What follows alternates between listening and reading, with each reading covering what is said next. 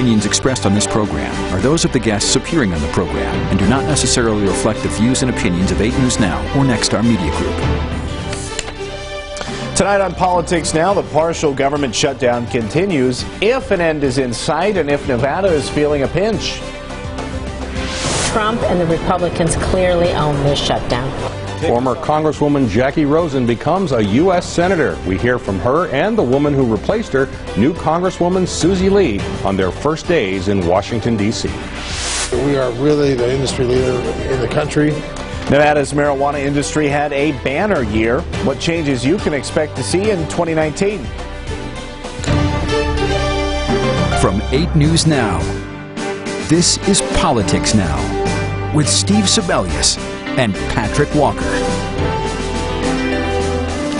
The new members of Congress were sworn in, but they're at a standstill as the government shutdown continues. Thanks for joining us, and Happy New Year. I'm Steve Sebelius. And I'm Patrick Walker. The government shutdown is stretching into week number 3, but how long will it continue? I asked our Washington, D.C. Bureau correspondent, Alexandra Limon. Well, clearly here for a second week, Alex, we're talking about the shutdown. So where are we at right now from at least what you can tell? Well, if you thought that a new Congress being sworn in would hopefully be the end of the government shutdown, it certainly looks like you'd be wrong. Look, the House of Representatives made it clear that ending or voting to end the government shutdown, voting to pass some kind of spending deal would be their top priority, and almost immediately took votes on that. But it doesn't really matter what the House does if only the House is doing it. And as you know, Republicans increased their majority in the Senate, and right now it doesn't look like the two chambers of Congress are anywhere close to an agreement. And then the bigger thing beyond that is that even if Congress does reach a deal, we could still see President Trump say, I won't sign that deal. In fact, that's how we got into this situation in the first place before the government shutdown started. And the president so far is digging in his heels, still demanding those $5 billion for his border wall, although some White House aides and Republicans at times have tried to say, well, maybe if Democrats increase border security spending overall, there could be a deal. Democrats are really hesitant to believe that if it isn't coming straight from the president. So there really hasn't been much movement, and the big question is, how long will this government shutdown go on? How long will government departments be closed and federal employees be furloughed with no pay? At this point, we don't have answers to those questions. What about the chance of a funding bill that funds most of the government but say leaves out Homeland Security? Is that a non-starter for the White House? Does it have to? Is it still a hard line that border wall funding or border security funding has to be included as part of the total picture? Yeah, it certainly sounds like that's the case. And the issue here is it's going to start to get pretty prickly for President Trump, who you may remember in front of dozens of cameras said, this is my shutdown. I'm proud to take ownership of it. Well, now he's going to have to. Well, here in Nevada, the federal government owns, controls, or manages 85% of the land, so the shutdown is definitely taking its toll here.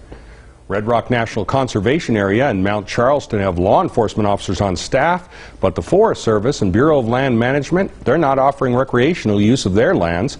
Lake Mead has stayed open. 3,450 government workers in Nevada have been furloughed. Nevada's congressional delegation was sworn in this week. There were two newcomers, Democratic Congresswoman Susie Lee and Congressman Stephen Horsford, although Horsford did serve in that district from 2012 to 2014, the 4th Congressional District. Democrat Jackie Rosen moved over from the House to the Senate. Rosen and Lee talked to our Washington, D.C. Bureau about what it's like stepping into an office with a partial government shutdown in full swing. What the president has to do is he has to come out of his room and bring everyone to the table to have a conversation. He doesn't have the luxury to keep the government closed while he's holed up and being stubborn. People's mortgages are at stake, their car payments, their doctor bills, putting food on the table. So he needs to come together with all of leadership. They passed a bill in the Senate to the House before the last session ended. We thought we had a deal, and the president decided not to do that. Is the blame solely on the president here? I mean, is it up to both sides to reach a compromise? Well, I can tell you that in the 115th Congress, the Republicans had the House, they had the Senate, and they had the presidency. They've left money on the table from last Congress that they haven't spent on the wall, if you want to talk about it like that.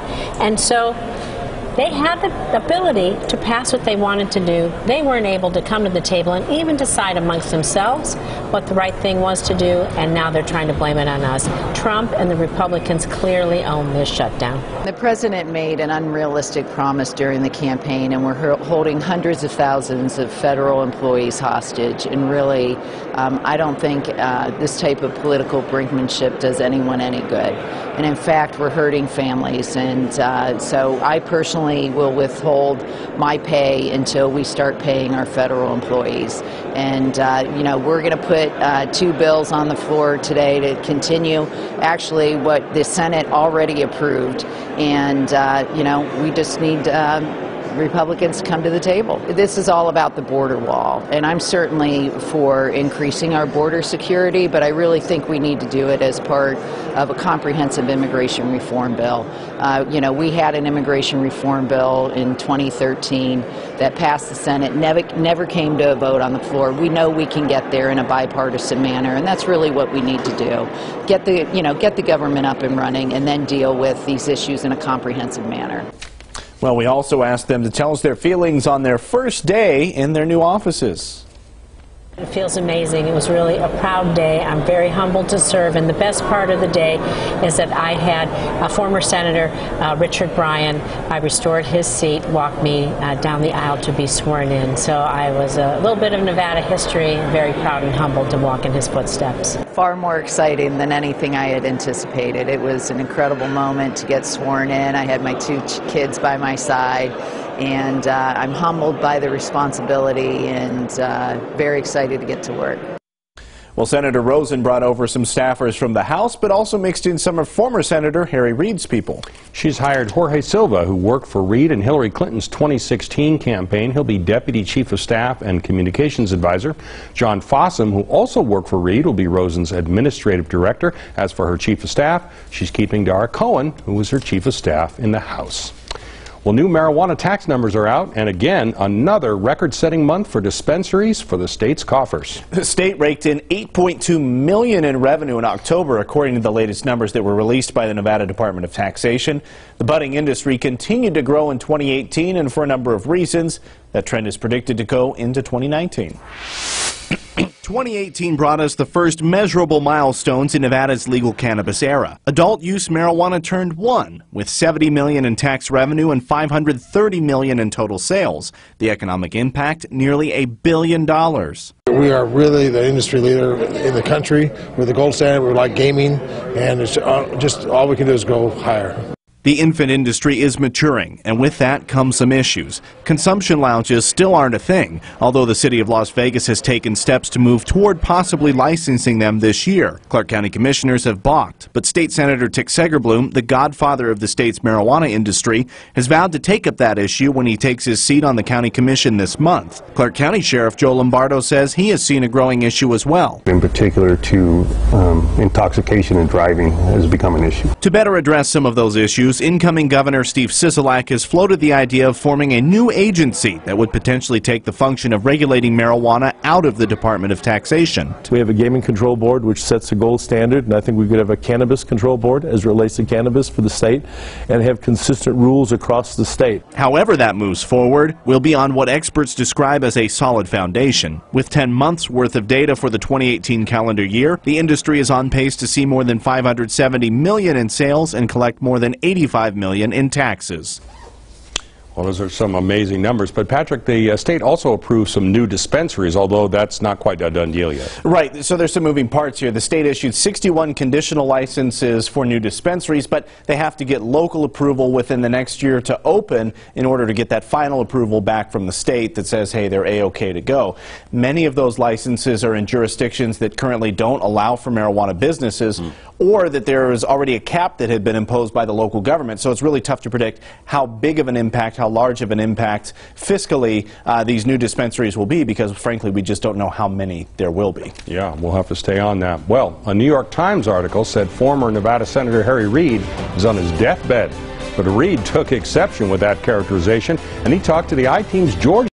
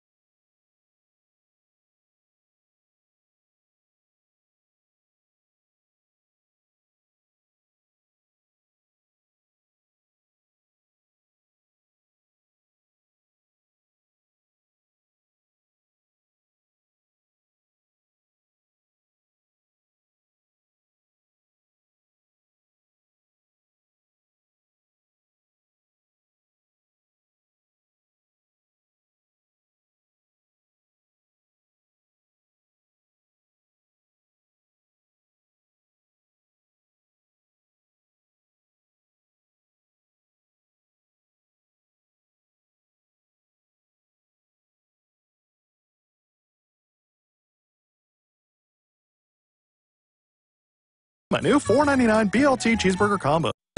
Welcome back to Politics Now. Former Senate Majority Leader Harry Reid left Washington 2 years ago, but he still knows how to stir the pot in politics. This week, the New York Times unleashing an interview with Reid that was laced with some harsh comments about the president. The paper also reported that Reid doesn't have long to live, but is that accurate? George Knapp has some reaction in his Street Talk commentary. Harry Reid is well aware that a mere mention of his name sounds like fingernails on a chalkboard to his legions of political critics, and it's likely he takes some pleasure in that knowledge. Given the state of affairs in Washington these days, it could be said that Reid was ahead of his time in the use of blunt, even wildly inappropriate sound bites, lobbed like atomic grenades at assorted adversaries. The interview he gave to the New York Times was jam-packed with Reidisms that have already been widely reported and re-reported by newscasters who could barely stifle their chortles. But included in the Times story were two sentences Reid did not expect. These two, quote, Reid, who is 79, does not have long to live. I hate to be so abrupt about this, the journalist wrote, but Reid probably would not mind. In actuality, Reid does mind. After reading the story, I cautiously reached out to the senator to get his reaction. Cheap shot, he texted, then added a Reid-like zinger that he, the reporter, will also die. Face it, no one gets out of here alive, so eventually both Reid and the New York Times will be proven correct. Maybe the mighty Times is so great at reading political tea leaves that it also figures it can use entrails to predict the future. But if the paper knows something about Reid's medical prognosis, maybe it should be shared with the senator's doctors. Back in early May, I was in my car on my way to Reid's Henderson home when I got a call saying our meeting was off because a doctor had spotted something during a routine screening. A week went by without another message. Reid called from Johns Hopkins, where he was about to undergo surgery for pancreatic cancer.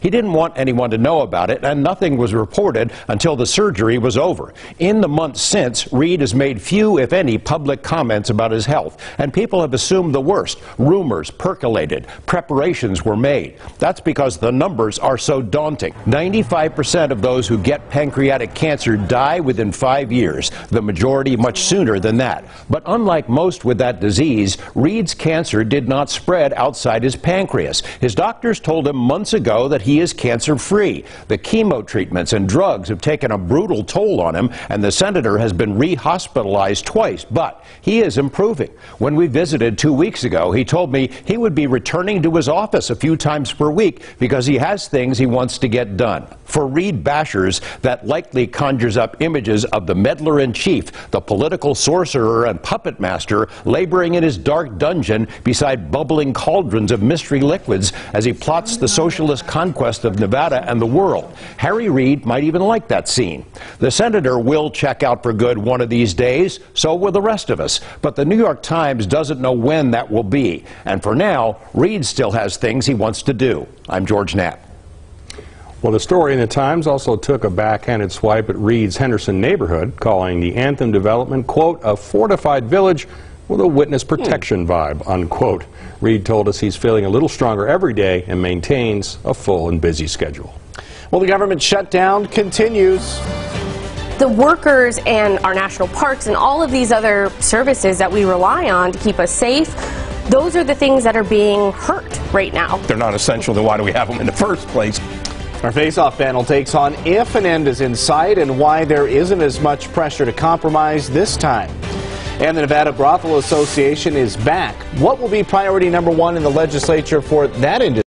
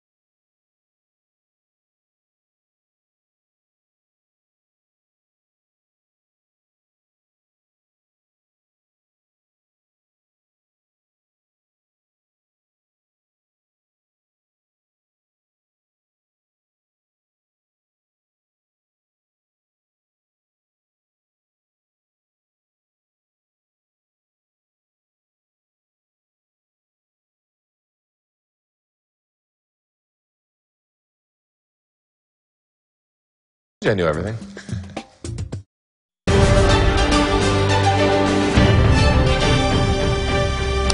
Well, will the partial government shutdown end soon? And is there a winner politically? We put those questions to our face-off panel. Here's Chuck Muth of Citizen Outreach from the right and Battleborn Progress Executive Director Annette Magnus from the left.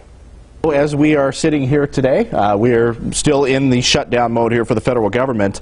Annette, let's just kind of start with the simple question. How long do you think this will last? What's going to take to end it? I don't know how long it's going to last. You know, with Congress changing this week and the make of Congress changing this week, I think you're going to have a stalemate. I don't see Nancy Pelosi giving in over the wall. I don't see Donald Trump giving in over the wall. And I think, you know, there's not going to be a lot of progress for a while. And the people who really pay the price are the federal workers who are doing the work and really, you know, working for free at this point. And so I think, you know, it's a really tough situation, and it's an unfortunate situation because we shouldn't be paying for a wall, and I'm glad that they're not giving in to this. But at the same time, we have a leader who is acting like a child and won't give a little to get a little either. So I don't know. Chuck, what do you think? How long is it going to last? What's going to end it? I don't know why you say we don't need a wall, because Senator Schumer has said that we need a wall. I mean, he's on record. They got him on video. You know, they've funded the wall before. They voted to fund the wall. So I think that, you know, I do agree with you. I mean, Trump can't give in on the wall and Pelosi can't give in on the wall because they dug their feet in, but somebody's going to have to give in on the wall one way or the other. And the thing with Washington, D.C. is until you reach a critical mass, when there is a real solid deadline of some sort, usually artificially inspired, a deal will be worked out which will satisfy absolutely no one, and then we'll go back to normal. And it's going to happen eventually. It's just who knows when at this point. Usually you would find a Republican who's willing to give in a lot quicker than I think Donald Trump is willing to give in. And it's difficult for him because this was his #1 campaign issue. It's really his only unfulfilled promise that he did during the campaign. He's got to come away with something. The Democrats are going to have to allow him to get something, or he's not going to give in. Does it come down to then, when this ends, it's either Donald Trump is the winner or congressional Democrats are the winner? I don't think there are winners in a shutdown, actually. I don't think there's a winner. I think what Chuck said is right. Nobody comes out a winner in this, and it's because nobody's going to be happy with the end result. And we should have never gotten to this point to begin with. I think it's irresponsible that we've allowed our government to be shut down. And again, the workers and our national parks and all of these other services that we rely on to keep us safe, those are the things that are being hurt right now. And so for me, I don't think there are winners in a shutdown. I do think we have champions in Washington, D.C., like Dina Titus and others who are back there fighting for Nevadans and are lifting our voices up. But at the end of the day, I don't know that we have winners and losers when it comes down to a shutdown. I think it respond to that, but also I just want to get your thoughts on the notion then of maybe a partial reopening. Let's say you leave the issue of Homeland Security behind and funding for that, but you get the rest of the government open. Some sort of a compromise like that. Can you see anything in there? And that's the thing I think a lot of people are missing right now, Patrick, is that it's not a government shutdown. It is a partial government shutdown right now. And the only ones who aren't working are what are being deemed non-essential, right? Which, from a conservative standpoint, the question obviously arises, well, if they're non-essential, then why do we have them in the first place? But, you know, it's not a matter of safety because they're considered essential employees. So you still have the TSA working, Homeland Security is still working. It's the non-essential ones. And so I think there's probably a possibility that you could open up some other parts of the government that right now are shut down and leave the Homeland Security question, which is, you know, that's the most important aspect that is, you know, partially shut down right now. We can also watch Chuck and Annette debate what Governor Steve Sisolak is expected to say in his upcoming State of the State speech. That's on LasVegasNow.com. Look for the political news link under the News tab. Patrick? All right, Steve, this is Eye on Carson City, where we'll tell you what you could expect in the legislative session that is starting now very soon. The Nevada Brothel Association is back. It's being headed by Chuck Muth, who you just saw in our Face-Off segment. Priority #1 for them is stopping an effort to ban all brothels here in the Silver State. There was a ballot question in Lyon County last election that tried to get the ball rolling. The association was disbanded in 2015 when the man who ran it for 30 years, George Flint, retired. Senator James Orenshaw has a bill draft request that would really abolish the death penalty here in Nevada. Orenshaw sponsored a similar bill in the 2017 session. It had a hearing in the Assembly that generated a lot of talk, but it was never brought up to a floor vote. And another BDR by the Assembly Committee on Legislative Operations and Elections would try to change how we pick our judges. It would amend the Nevada Constitution related to the changes of justices and judges. Selection instead of electing judges has been an issue that has been brought up a lot, but has never really gained any traction so far. So, Steve, with a new legislature coming in, a new look up there, do you think there's any appetite to make that change on the judicial front? You know, that's been proposed many times in Nevada, but it's never really been approved by voters. Most recently in 2010, voters rejected a appointment plan, 58% to 42%, and it hasn't really been tried since, but I don't see a lot of evidence that things would come out differently if they tried it again. You know, voters often complain during the elections, I don't really know where to find information about judges, but they cling to their right to vote for judges. They don't want to give that up. Well, former Congressman Ruben Kihuen is getting the most out of his office on the way out the door. How he is using it to prime a city council run.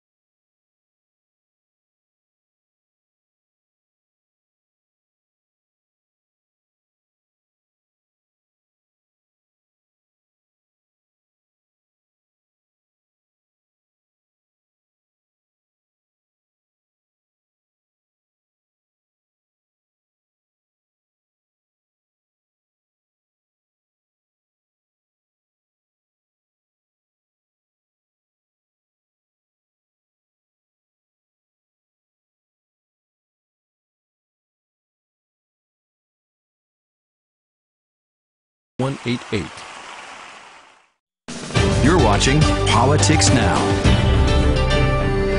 Now, former Congressman Ruben Kihuen is out of office, but that didn't stop him from sending out this taxpayer-financed flyer from his congressional office telling the people of Congressional District 4 all he has done for them. It looks like a campaign flyer, complete with his Twitter and Facebook handles, and it's unquestionably related to his potential bid for a seat on the Las Vegas City Council. Filing for that office begins on January 22nd.